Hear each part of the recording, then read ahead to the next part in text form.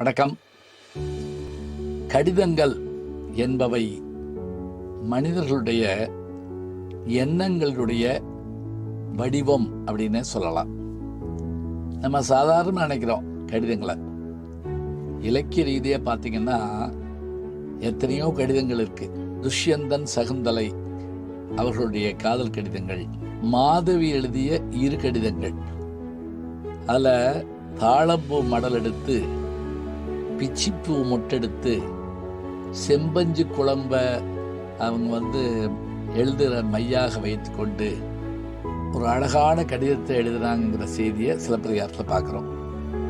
நான் சிறுபிள்ளையாக இருந்த காலம் வரைக்கும் போஸ்ட் ஆஃபீஸ், அதாவது அஞ்சல் அலுவலகம், அஞ்சல் அலுவலர், போஸ்ட்மேன், இதெல்லாம் நமக்கு ஒரு பெரிய கனவு, ஆச்சரியம்.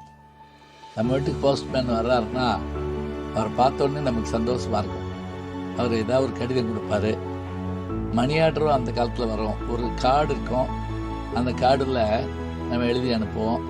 ரிப்ளை கார்டுன்னு ஒன்று இருக்கும். அது மடக்கிட்டோம்னா அதில் நம்ம முகவரி எழுதி அனுப்பிட்டோம்னு வச்சுக்கோங்களேன். அவங்க பதில் எழுதுறதுக்கு இன்னொரு கார்டு வாங்க வேண்டாம்.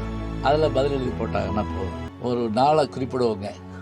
பள்ளி தோறும், கல்லூரி தோறும், மாணவர்கள் தோறும், வீடுகள் தோறும் ஒரு நாள் கடிதம் எழுதுகிற நாளாக மாற்றுவோம். அந்த கடிதங்கள் மூலம் ஒருவர் மனதை ஒருவர் அறிந்து கொள்வோம். கடித போக்குவரத்து மீண்டும் தொடங்கட்டும். கையெழுத்துக்கள் அச்சு அச்சாக மனதில் பதியட்டும்.